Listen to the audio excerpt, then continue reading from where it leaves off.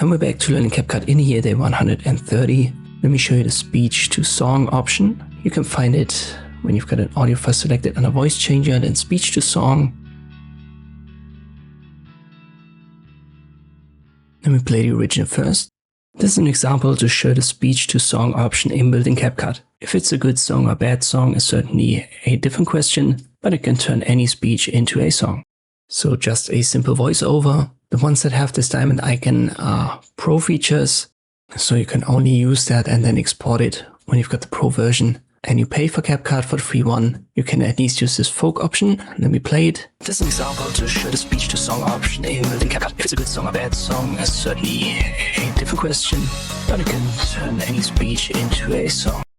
And that was actually a very bad result, certainly unusable, but sometimes the results aren't that bad, especially in this hip-hop category. So it's a fun feature to check out, especially when you use the pro version. Hope this video was helpful, thank you for watching, and I'll see you next time.